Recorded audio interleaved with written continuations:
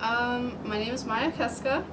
I've been at Harper. This is my fourth semester at Harper.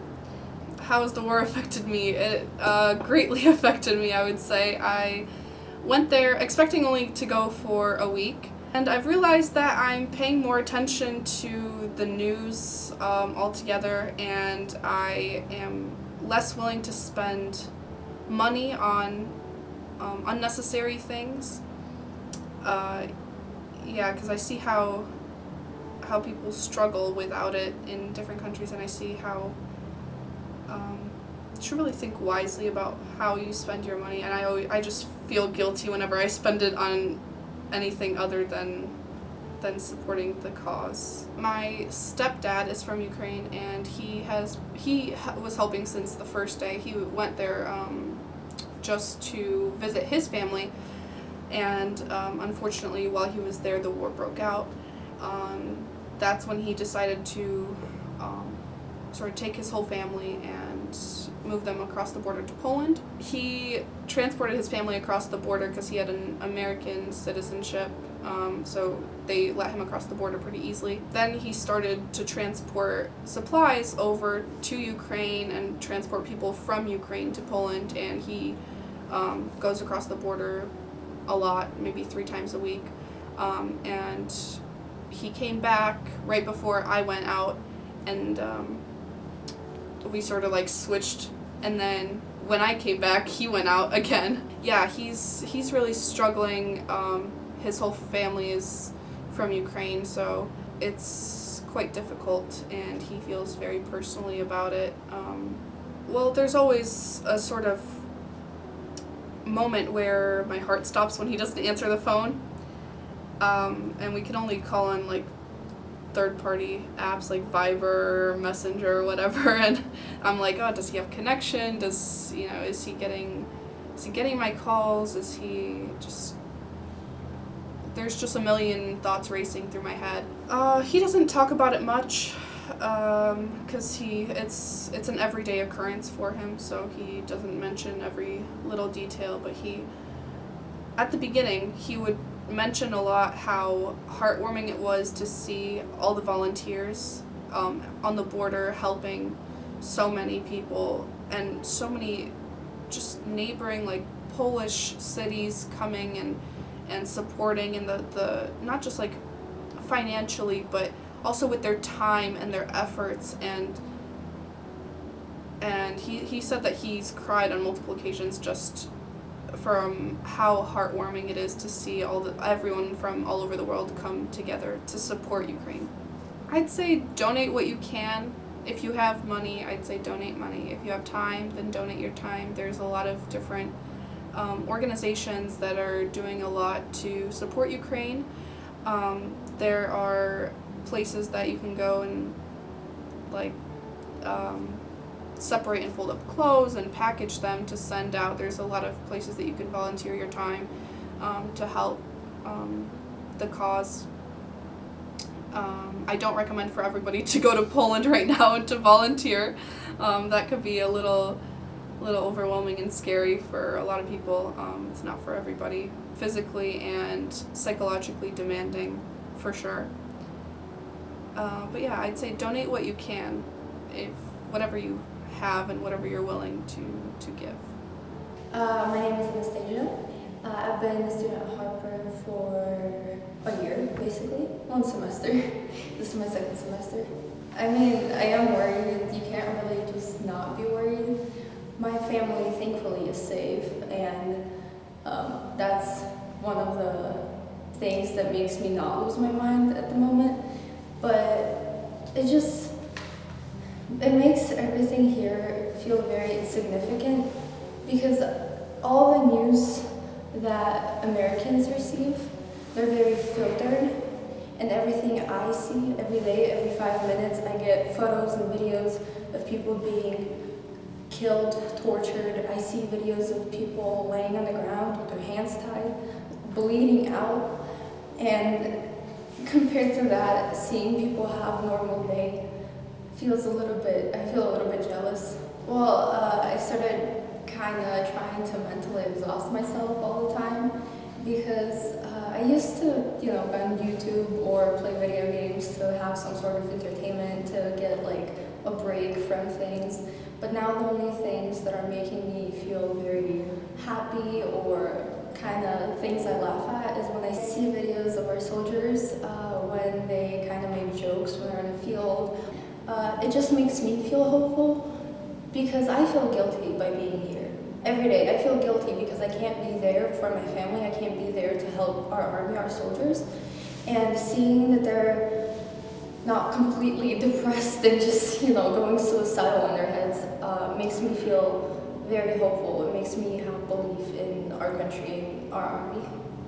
Well, it's kind of hard to talk to them because I've been talking to them, I've been calling them, messaging them, but it's hard to relate because I'm lucky to be here. I'm lucky that the only thing I have to experience is through the news, through pictures, through videos. I don't have to actually be in the middle of the whole thing.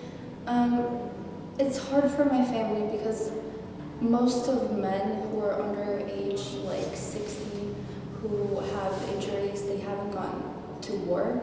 But my grandpa, my best friend's dad and boyfriend and my uncle, they all went to the army. And my aunt, she has 2 kids and she had to go to Poland.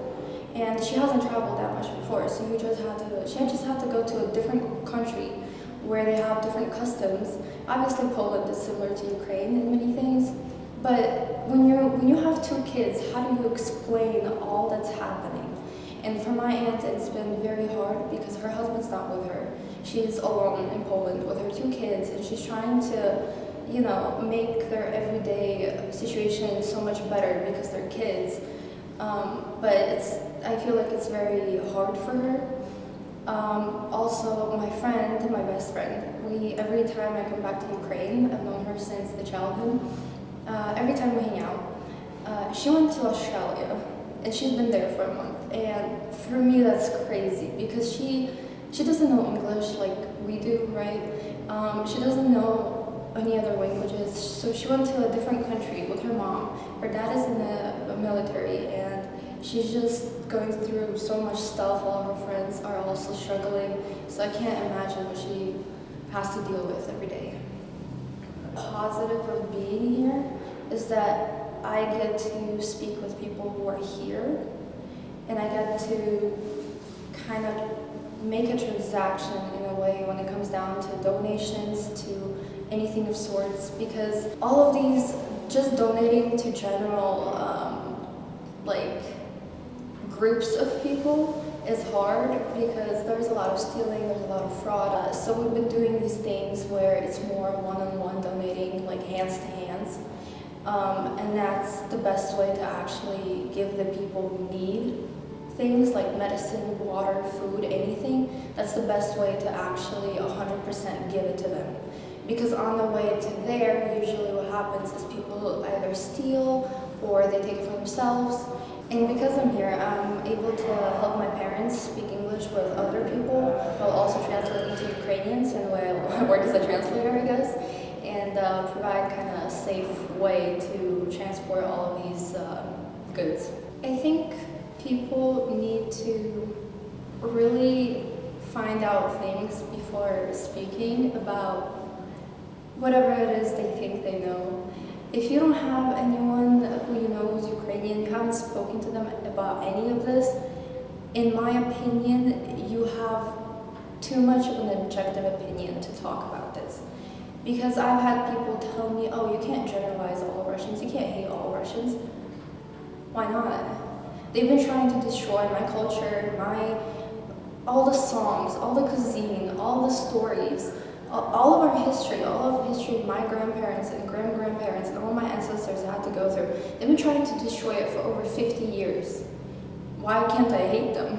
I have the right to hate them for what they're doing to my country, And people will tell me this, and I'm just looking at them like, did you think you were smart?